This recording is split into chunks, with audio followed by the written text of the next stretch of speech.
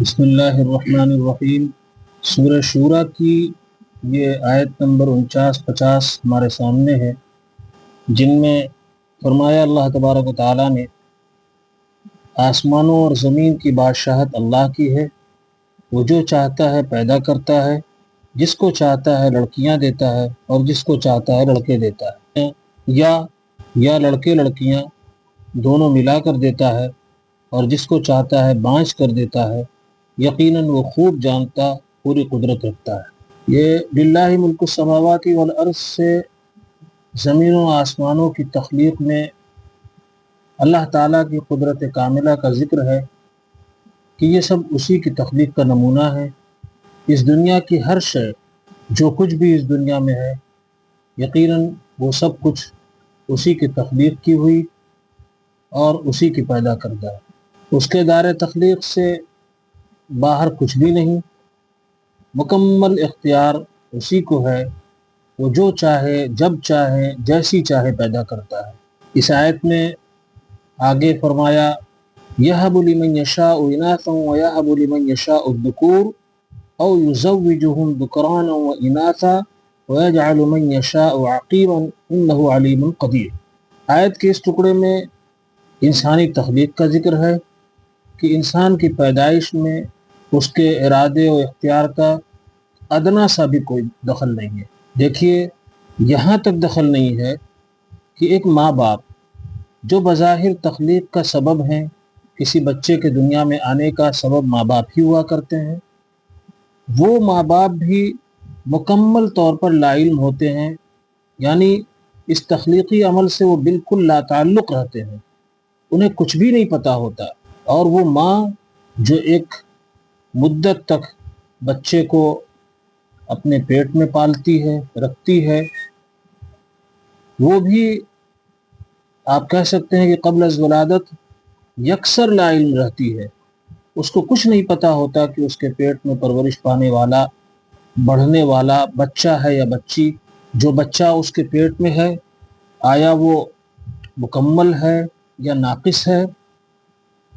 آپ دیکھیں، اسی بات کو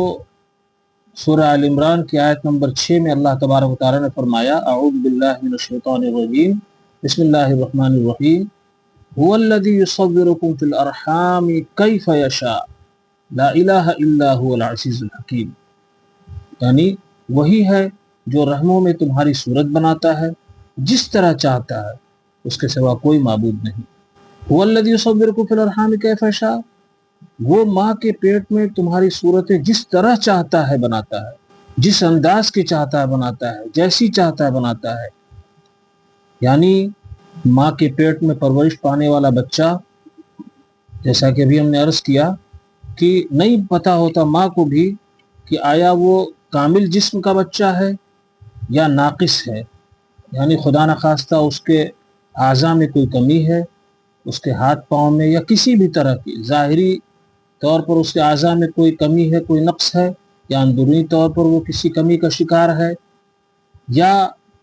اس کے رحم میں پرورش پانے والا بچہ خوبصورت ہے یا بدصورت ہے، بیٹا ہے یا بیٹی ہے، کچھ بھی اس کو پتہ نہیں ہوتا۔ وہ مکمل طور پر، جیسا میں نے عرض کیا، مکمل طور پر وہ ماں لا علم ہوتی ہے، حالانکہ وہ بچہ اس ماں سے غذا حاصل کرتا ہے، اس ماں سے ہی اس کو سب کچھ ملتا ہے، اسی سے غذا حاصل کر کے وہ پروان چڑھتا ہے، اور ایک مدت تک رہنے کے بعد اللہ تبارک و تعالیٰ اس کو اس دنیا میں لے آتا ہے۔ وہ ماں اتنی قربانیوں کا پیکر جو ماں ہوتی ہے، لیکن اس کو کچھ نہیں پتہ ہوتا کہ اس کے رحم میں پرورش پانے والا بچہ کیا ہے، کیسا ہے۔ لہذا ہم سمجھ سکتے ہیں کہ اس عظیم الشان عمل میں، جو عظیم الشان تخلیقی عمل ہے، اس میں مکمل قدرت و اختیار صرف اور صرف اللہ سبحانہ و تعالیٰ کو ہی حاصل ہے۔ آپ دیکھیے، یہی وجہ ہے کہ وہ کسی کو لڑکیوں سے نوازتا ہے، کسی کو اولاد نرینہ یعنی لڑکے عطا فرما دیتا ہے، کسی کو لڑکے لڑکیاں دونوں عطا فرماتا ہے، تو کسی کو بے فیض یعنی بانجھ ہی رکھ چھوڑتا ہے، یعنی وہ بیچارے بے اولاد رہتے ہیں۔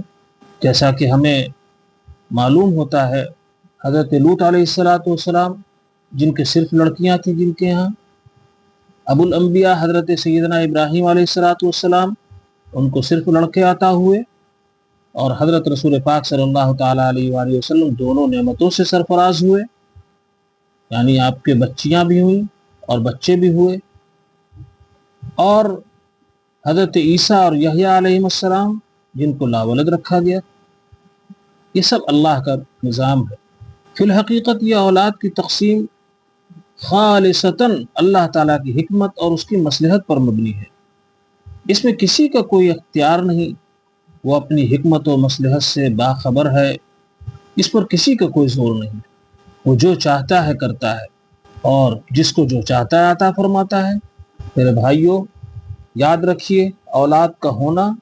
خود ایک بہت بڑا اللہ تبارک و تعالیٰ کا فضل ہے، لہذا خواہ اولادوں میں لڑکا ہو یا لڑکی، اس بات کو سمجھنا چاہیے کہ یہ اللہ کا ہمارے اوپر بہت بڑا فضل ہے جو اللہ نے ہمیں اس نعمت سے نوازا۔ ایک بات ہمارے سماج میں، معاشرے میں یہ مشہور ہے کہ لڑکی رحمت ہے اور لڑکا نعمت ہے۔ ایسی کوئی مکمل طور پر یا کہہ سکتے ہیں کہ بہت قوی کوئی بات ایسی نہیں کہی گئی ہے، نہ ایسی کوئی صراحت ملتی ہے۔ ہاں اتنا ضرور ہے کہ بچیوں کے سلسلے میں یہ بشارتیں دی گئی ہیں کہ جس کو اللہ تبارک و تعالیٰ نے بچیوں سے نوازا، اس نے اس کی اچھی پرورش کی، کے ساتھ اللہ تعالیٰ کے انعامات ہوں گے۔ اور اس کو تو یوں بھی ہم کہہ سکتے ہیں کہ بھئی وہ لڑکا یا لڑکی جس کے بارے میں کہا جاتا ہے کہ لڑکی رحمت ہے اور لڑکا نعمت ہے، وہ سب نعمت ہو سکتے ہیں، سب رحمت ہو سکتے ہیں اس وقت جب ان کی صحیح پرورش کی جائے، ان کو صحیح ماحول میں ڈھالا جائے اور ایک صحیح اور اچھا انسان اور مسلمان بنایا جائے، تو وہ رحمت اور نعمت دونوں ہو سکتے ہیں۔ اور والدین کی سب سے بڑی ذمہ داری ہے کہ وہ ان کی دینی اور اسلامی خطوط پر پرورش کریں تاکہ وہ رحمت بھی رہیں اور نعمت بھی رہیں۔ اب اس ایسی اولاد سے کیا فائدہ کہ جو وہ صحیح اسلامی خطوط پر اس کی پرورش نہ ہوئی ہو، تو وہ رحمت اور نعمت کیا، وہ تو زحمت ہی ہو سکتی ہے۔ اللہ تبارک و تعالیٰ ہم سب کی حفاظت فرمائے۔ ہمیں دعا کرنی چاہیے کہ اللہ تبارک و تعالیٰ نے ہم میں سے جن کو بھی اولاد سے نوازا وہ اس نعمت کی قدر کریں، اور جن کو نہیں نوازا اللہ تبارک و تعالیٰ ان کو اولاد جیسی نعمت سے بہرور فرمائے۔ وآخر دعوانا الحمدللہ رب العالمین۔